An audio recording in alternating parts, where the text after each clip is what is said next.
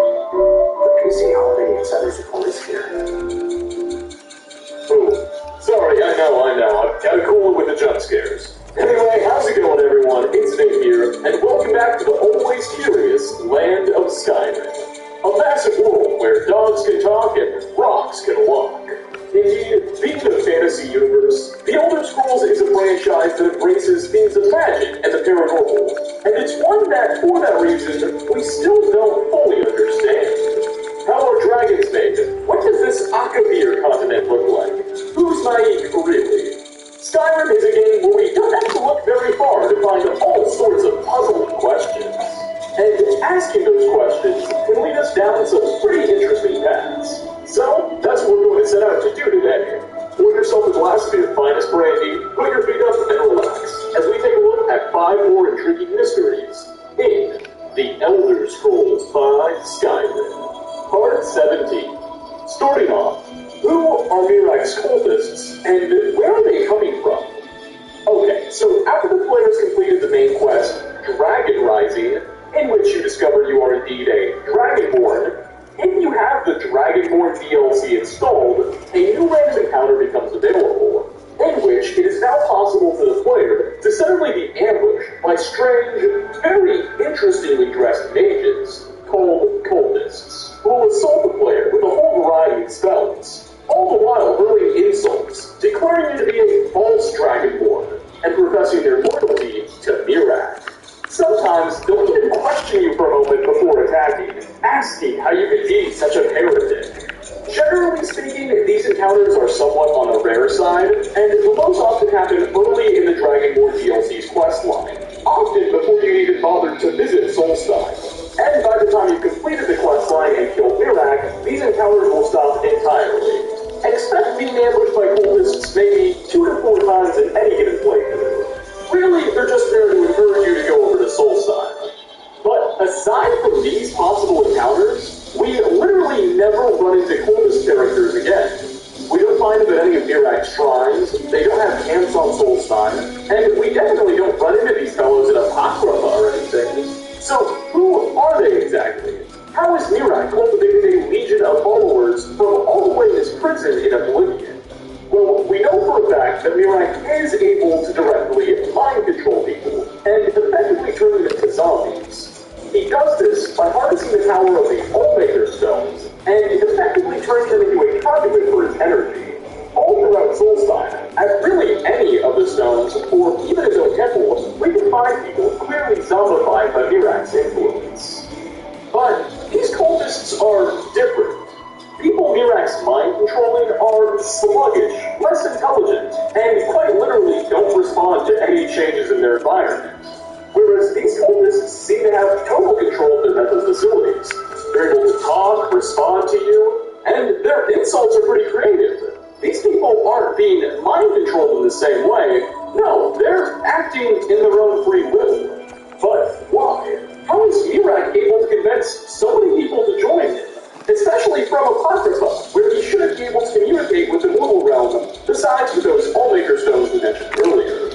Well, as many pointed out, the island of Solstheim, where Mirak's power seems to be most concentrated, is going through a very rough time by the time Skyrim takes place. The eruption of Mount Vardenfell on the mainland has caused the area to be drenched in ash. Couple this with the rise of a new type of terrible enemy known as the Ash Spawn, created by a deranged necromancer, and you've got a really big problem. People's lives are getting hard. With so many desperate people, maybe it wouldn't have been hard for Mirak to slay a few over to his side. It also seems that there's an established hierarchy within this cult as well, as cultists we kill while on Skyrim itself can sometimes drop a note in their inventories, which contain orders from some higher-ranking individual in the cult to go from Solstheim to Skyrim to hunt us down. So there's an established leadership, there's what appears to be some... Whatever's going on, this cult of Mirak is certainly a mysterious entity.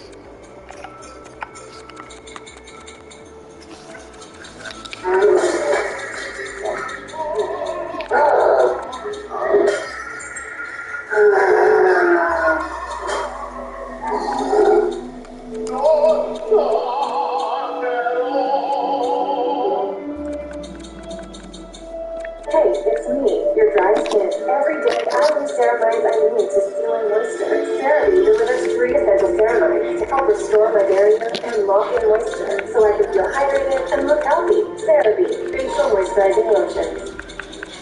Next on our list, what's the story behind the snow elf statue, and what are the eyes of the Falmer? Alright, so this definitely requires a bit of explaining. At the climax of the Thieves Guild quest line, it's revealed that the faction's leader, a certain Breton man named Mercer Frey, is really a traitor, and has secretly been stealing from the guild, and is even responsible for murdering various members. After his secret is out, the devious former leader will flee the guild's headquarters, making plans to ultimately ditch Skyrim altogether. But not before he gets his hands on one final treasure. For some reason, Mercer Frey is obsessed with obtaining the eyes of the Falmer. They're not actually real eyes, but 2 really weird gems, buried into the statue of a snow elf within the dwarven ruin of Birkenband. We and a small group of trusted thieves will have to rush in there just in time to find Mercer trying to run out with the gems, and will finally have to put an end to his evil mischief for the greater good. Once Mercer's dead, the Thieves Guild's quest line is effectively over, and he'll be able to loot both the left and right eyes of the Falmer from his inventory, and either keep them as collectibles or resell them for 2,500 seconds each. But something the game never really explains is what exactly are these gems? What's the Falmer statue doing here in a dwarven ruin? And why did Mercer take such an interest in all of this? Well, within Birkenband, just outside of the chamber with the big elven statue, we can find the remains of a long-dead thief, and in their inventory, a note, which reads as follows. Quote, "Nobody thought they were real, but I've seen them. The eyes of the snow elves. The dwarves thought they took them from the Falmer, but they themselves were fooled. A statue built in secrecy by the slaves. The eyes burn into you.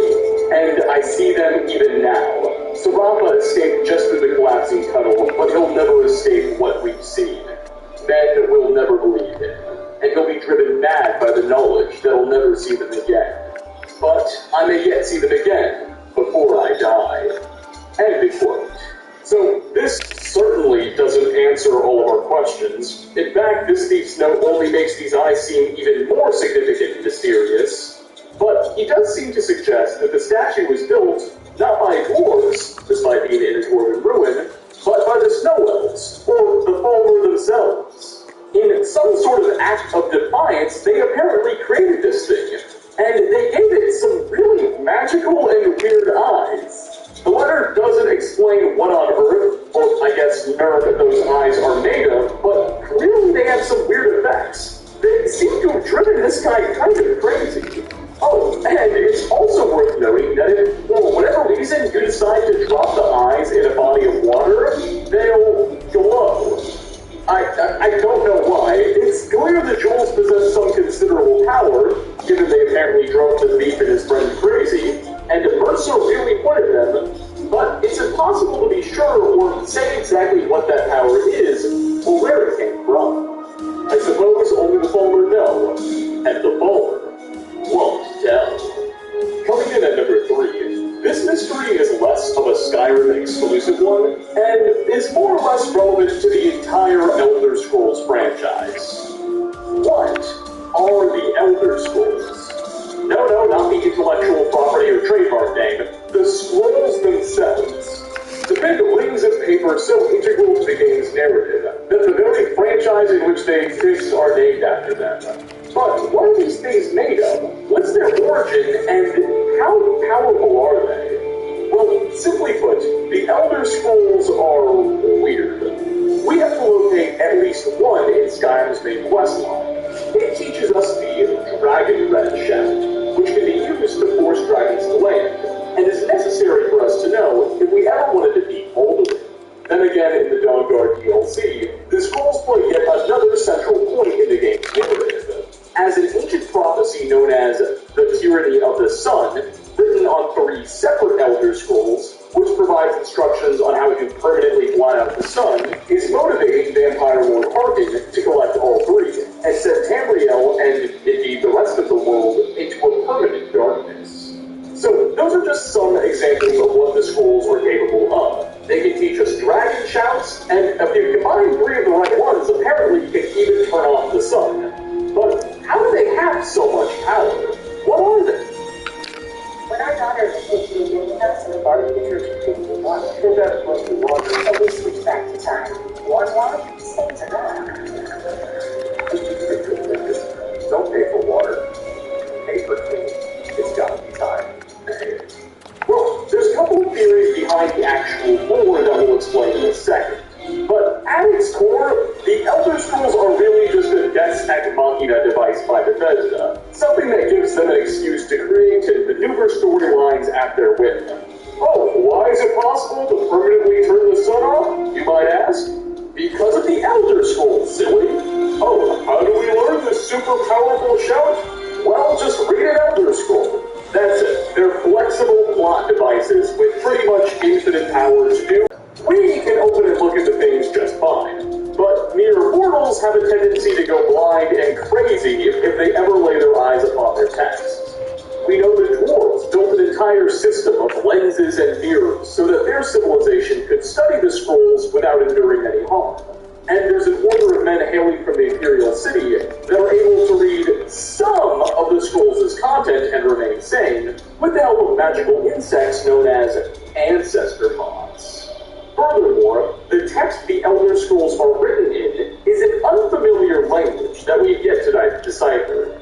However, allegedly that language changes into whatever the reader is most familiar with over time. So, say you're fluent in English or the common tongue, you look at these weird squiggly lines, and slowly they change into English. Or, I guess if Spanish hypothetically existed in the world of Skyrim, they could change into that. Notably, though, the very same unfamiliar, strange language that we see on the Elder Scrolls originally can also be identified on the Eye of Magnus, a mysterious magical sphere that occupies a central role in the College of Winterhold's questline. It's said that Magnus is the god of magic and creation, and that Magnus, when creating the world as we know it, first had a set of magical blueprints.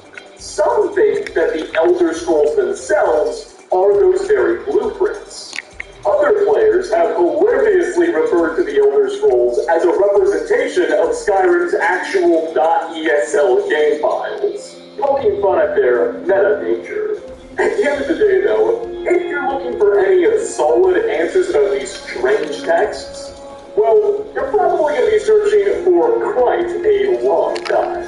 For fourth spot, we have the curious case of Jessica's wand. So this is a mystery that's not quite as significant as the very lore behind the Elder Scrolls themselves, for instance. However, it's still a strange subject. Within the gloomy town of Morthal, we can find a home belonging to two of the settlement's residents, Jorgen and his wife Lanny. And inside of this cabin, carefully hidden away, tucked behind a barrel, players can discover a unique item. Jessica's wand. Now, this is not the quest item. It's not marked as owned. Heck, there isn't even a character named Jessica in the entire game, let alone Morthal, let alone living with these people. And its stats are nothing special either, offering a measly 5 points worth of stamina when consumed, much less than the 15 points which is typical for wine. So, what the heck is this item doing here? Alas, we have no idea. No characters talk about it, no quest markers lead us to it. It's weird. Thankfully, a look into the game's files may give us some answers, or at least get us a bit closer to them. Because Jessica's wand's item ID is associated with the quest Laid to Rest. Laid to Rest centers around the efforts of an evil vampire lord by the name of Golorth the Queen to turn the entire town of Morthal into fellow vampires and his thralls. By the time the events of Skyrim kick off, he's already infected a few of the town's women, who are now trying to seduce and enthrall unsuspecting male citizens. What's disconcerting conspiracy is revealed and we go to the Jarl, she'll send us, alongside an angry mob of the village's citizens, to storm Momart's lair and to butcher the evil vampire to ensure he never realizes his goal. Once Momart's dead, we report back to the Jarl, and the quest is complete.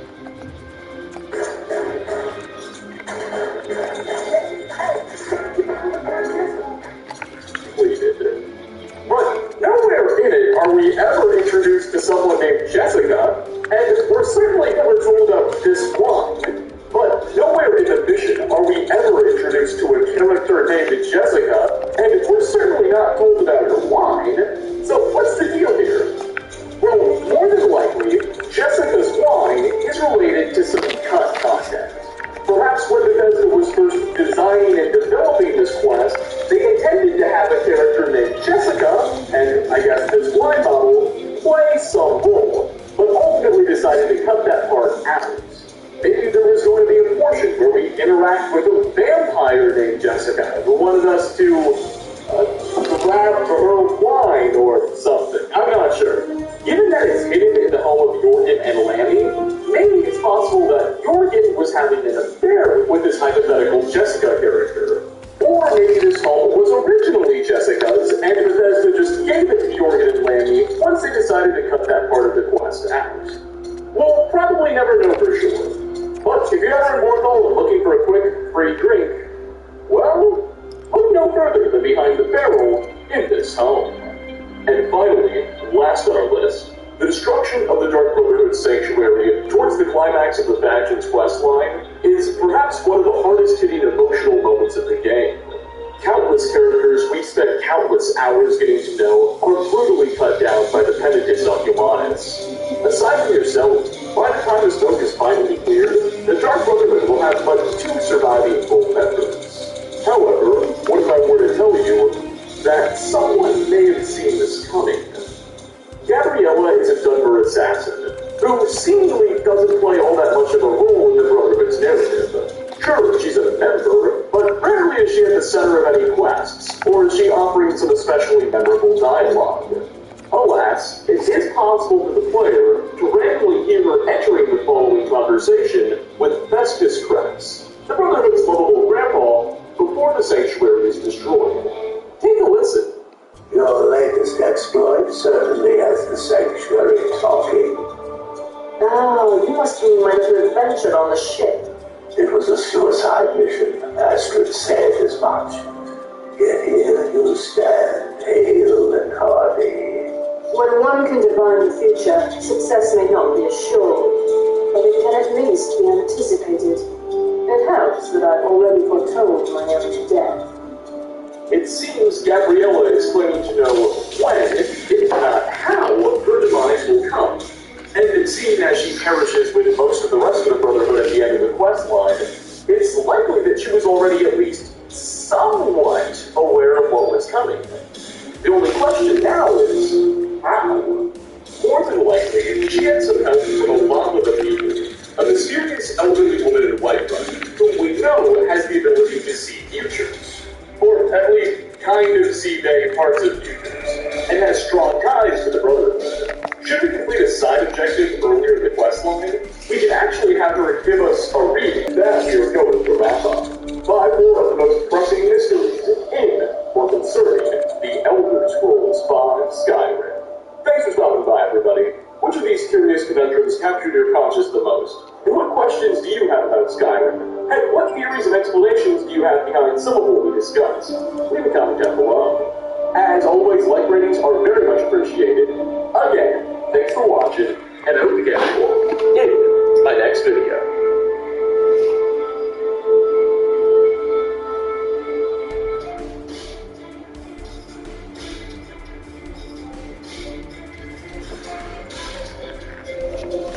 Alright, boys, this is for the big one. Definitely, Joe, I've been wanting my first week to come on. Yeah, I learned a lot from last match, so I think I'll have a much better time this time around. All right, you guys, I think I'll talk about the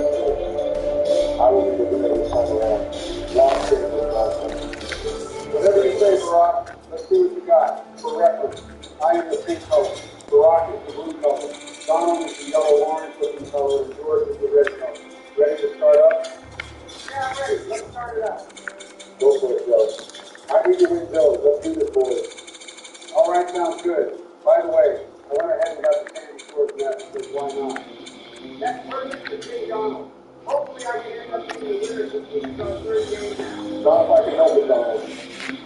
You realize that I'm the favorite to win this game, right? I am a real fact. Well, because the Abominator always takes the job. But this game isn't just like last game. So I think I'm going to be the winner for this one. Except last game wasn't great for us. I just punched it out because that's the proper process. I'm curious to see how this game is going. Okay, let's start the game. Well, I'm going to the team college this time around. Let's just kind of go to the family and all those people within this game. Then I would succeed at. Just no good. Money is not how you win in the real game of life. Whatever you say, George, I think we'll be much better off this game, though. We'll have a fighting game. Let's see if we win out. I have no other option here. We can't under the stars. I won't have the same luck as Joe last year with regards to guys and runs, so this is a no-brainer. You're not wrong about that, George. Joe got extremely lucky for guys and runs left and right last game. Am I living in your head rent-free or something, Barack? No, you're not. I just need to win this game. I haven't got this week ever since my first shot from last game. I need to win this. I can't imagine what would happen if a similar thing like that happened again. Yeah, let's not think about that. But when you look at that boy, I got a high roll. You better keep that up, Joe. Last game you were way too slow. Even I was falling asleep on how slow you were. I'm just going to cross my fingers and hope that Joe does not go slow again this time around. Let's see what jobs are available on this map. Yeah, I've never played this map before, so I'm curious too. The moment is true. Let's see. Okay, a C-Cell Jeweler. And whoa, an ice cream sculpture. I'm definitely picking that one. I love ice cream boards. I don't think that needs to be said, Joe. You know how much you love your ice cream. Well. I guess we'll have an opportunity to play rugby the rest of the job stuff. We can do that at just better than great. I would never go away from getting an ice cream store. That's the go to that. Joe, it's one thing to love eating ice cream, but being an ice cream sculptor is different. I don't care. It's still ice cream. All right, it's time to be a boxer. Put it to work. My revenge job starts now. If you're just focused on revenge, I guarantee you won't think it's going to. I guess we'll see what kind of jobs are out there. I think that I might be $120,000 job. Careful those who ask for a lot. Those jobs have a lot of taxes. If you're actually not going to be a problem, the picture of your rock is better than your football. I got the $120,000 job. I told you that I'm going to win this game and that I am on my revenge job. Watch out. Okay, when you keep cooking those, I'll got you some cooking, Bill. I literally got a $50,000 bonus in addition to the best possible job from the bachelor's degree. All right, then, Rock, you got a choice here. I think it's pretty simple. I'm not going to be stupid like some people that do such a mistake in my life. I'm going to play it safe and get my knowledge of this mistake. Although you started off well, you should know this is not my department. Let's see a good job. Okay, I like how we're getting higher rolls here. Go ahead and George then. There you go. Even though you won last game, you can be the last person to get the shot. Last game was already in the past. I can just see that $120,000 salary than Moscow. I guess we'll see about that. And of course, I think that job is a good doesn't want to win it. Is that what it is now? Yeah, I don't know if you're capable of exploring Donald. Exploring the side.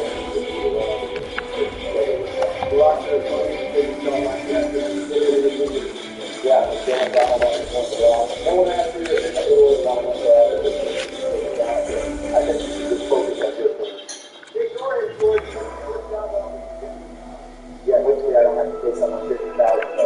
And you just missed on my stage. That's pretty lucky I'm not going to lie. Okay, Barack. You really need to chill out. We literally just started the game. All right, whatever you say. Let's see what job's going to get through. I wouldn't be surprised if we got the $120,000 paying job. That could not happen. Yeah, I'm going to roll with the C-Cell Jeweler. That sounds more fun. It's definitely higher paying than that rock star job I had last game. Yeah, I agree with that. It's like now $50,000. Well, that's not the start you want, but there's still plenty of time to turn this game around. As long as all parties are good, you should be fine. It kind of sounds like you have it out in George Rock. Maybe not. Who knows? Okay, well, there's no way I'm going to spend $100,000 on food when I only have $130,000. Why not? That's just stupid. Did you seriously just question that logic, Donald? Maybe there's a reason why you haven't won the game yet. Maybe there's a reason why you haven't won the game. Well, I'm off to a good start. So far, I'm prepared to win this game. Okay, Barack, as long as you keep playing. Can't be saying stuff like that.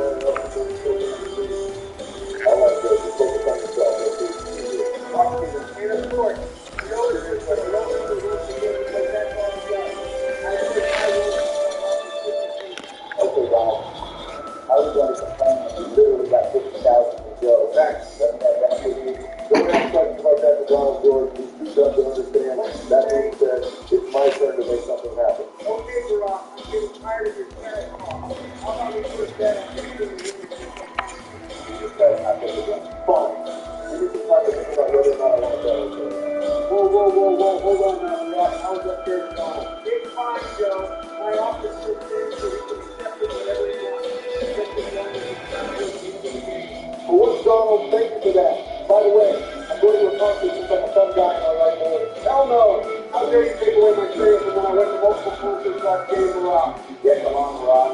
Everybody knows that it's not cool to say someone else is standing in the field. All right, whatever you guys say. That doesn't change the fact that I believe in half of the fan. And I'm right there for the knowledge fan. Better watch out. I've heard enough from you, rock. It's time to King Donald and make a statement. Oh yeah, should make a statement for King Donald. This off for rock. Slow and steady wins the race. Do I need to remind you of that? You don't need to remind you, Joe. How about we focus on the fact that I think that's a rough round, and I don't plan on stopping you. Not bad, Donald. You're starting off pretty well, but now it's going to be nice. All right, let's talk more action, George. You out of all people do not get to say that for rock. You're literally talking the most out of the sport. It's fine, Joe. I'm just going to focus on myself, and hopefully I can end up with a better result than what I got last game. I guess we'll see about that. So how about you watching the game? Maybe then you'll shut your mouth for once. Oh, really, George? You're going to do all that talking just to pay me $50,000? You need to get it together. Yeah, I have no more words to say. It's fine, George. Just move on. All right, fine. Like always. I will stick with the marriage I believe in family. Hopefully it works out better this time. Okay, George, I'm going to get a higher role than that, though. You look so all right, so now. So if that's supposed to imply that George is going to get first place, then that's also good.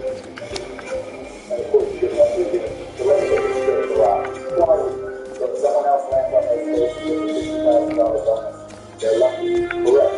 But when you land on your face, you get a $50,000 bonus. That's all it's doing. Well, what do you know? We're finally starting to get it to it.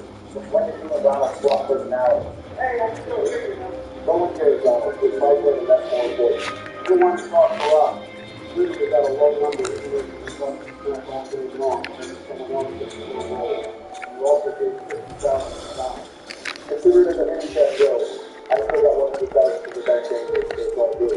That last game really affected all the wrong. What the hell are you talking about, Donald? You can talk to someone. You know that, right? Why does this have to be a therapy session every time I want to win in a game, man? How about you guys focus on yourselves first? As long as you're okay, Barack, then we can get that. Thanks. All right, let's just focus on Donald here and see what happens with him. I think that works just fine.